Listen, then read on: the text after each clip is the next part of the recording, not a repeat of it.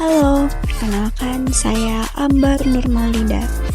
Halo, perkenalkan saya Fatimah Zahra. Halo, perkenalkan nama saya Munita Zahra Putri. Halo, perkenalkan saya Siti Fatimah. Halo, perkenalkan nama saya Mulyawati. Assalamualaikum warahmatullahi wabarakatuh.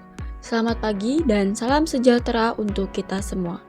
Kami dari kelompok 5 akan mempresentasikan hasil review artikel berjudul Critical Success Factor Enterprise Resource Planning System Review of the Last Decade yang ditulis oleh Levi Sahul dan Doron Tauber.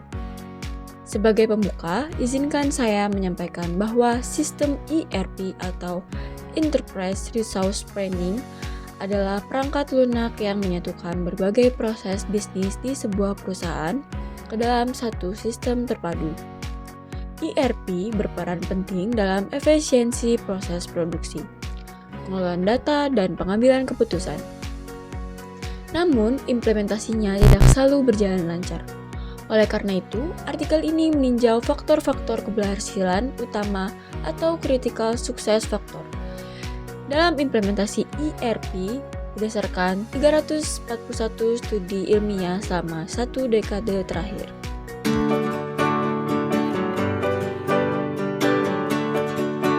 Artikel ini memiliki 3 tujuan utama. Pertama, menyusun taksonomi komprehensif dari critical success factors dalam implementasi ERP. Kedua, memetakan faktor-faktor tersebut ke dalam berbagai dimensi dan tahapan siklus hidup ERP.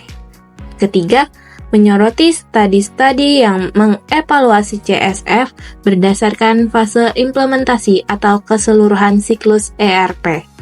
Metodenya adalah systematic literature review dari 341 artikel ilmiah antara tahun 1999 hingga 2010. Artikel-artikel ini disaring berdasarkan kriteria publikasi, topik utama ERP, dan relevansi terhadap CSF. Hasil review ini memberikan pandangan yang luas dan mendalam tentang elemen-elemen kunci keberhasilan dalam proyek ERP.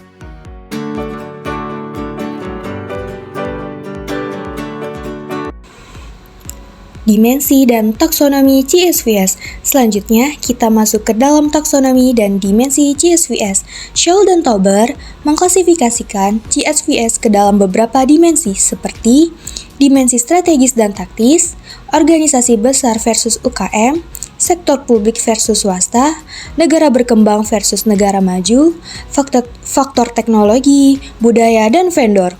Perubahan juga terjadi selama dekade terakhir, dari fokus pada integrasi ERP, munculnya pendekatan SaaS, hingga meningkatnya penggunaan mobile ERP. Ini menunjukkan bahwa CSVS bukan faktor tetap, tetapi sangat dipengaruhi oleh tren industri, teknologi, dan konteks organisasi.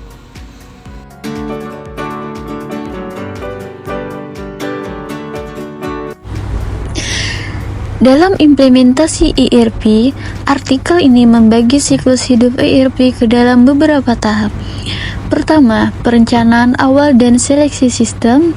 Kedua, implementasi dan konfigurasi. Ketiga, ada stabilitas sistem.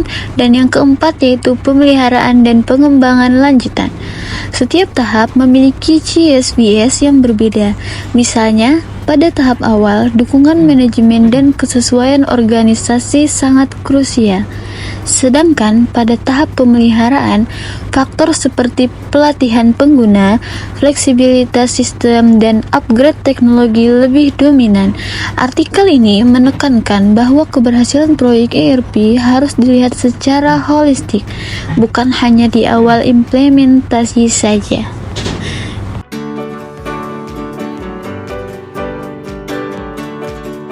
Meski ERP dianggap sebagai solusi menyeluruh, banyak proyek mengalami kegagalan. Studi ini menunjukkan bahwa 90% proyek ERP terlambat atau melebihi anggaran, 67% tidak mencapai target bisnis, dan 40% proyek skala besar gagal.